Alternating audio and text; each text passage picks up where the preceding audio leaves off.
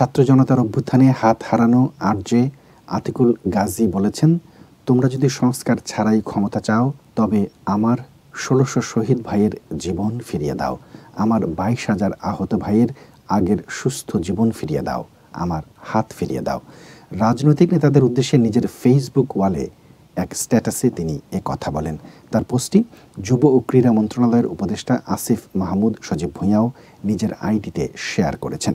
এদিকে বৈষম্য বিরোধী ছাত্র আন্দোলনের ঐতিহাসিক ৯ দফার ঘোষক ও সমন্বয়ক আব্দুল কাদের বলেছেন, হাসিনা গেছে যে পথে, হাসিনার পুনর্বাসনকারীরাও যাবে সে পথে। বৈষম্য বিরোধী ছাত্র আন্দোলনের আহ্বায়ক হাসনাত আবদুল্লাহ জানিয়েছেন, ছেলেদের রক্তের উপর পা রেখে দিল্লিকে কিবলা বানিয়ে ক্ষমতার মসনদে যাওয়ার আকাঙ্ক্ষা জনগণের মুক্তির নিয়তের সঙ্গে বিশ্বাসঘাতকতা। আওয়ামী পুনর্বাসনের জন্য যারা উদ্যোগ নেবে তাদেরকে ইতিহাস গণশত্রু হিসেবে চিহ্নিত করবে। তিনি আরও বলেন, জুলাই অভ্যুত্থানের স্পিরিটকে যারা ধারণ করে, যারা গণমানুষের আশা আকাঙ্ক্ষার প্রতিফলন ঘটাতে চায়, তারা ২৪ পরবর্তী বাংলাদেশে আওয়ামী লীগের বিচার নিশ্চিত করার দাবি ছাড়া আওয়ামী লীগ নিয়ে রাজনৈতিক অঙ্গনে আর কোনো দ্বিতীয় বক্তব্য দিতে পারে না।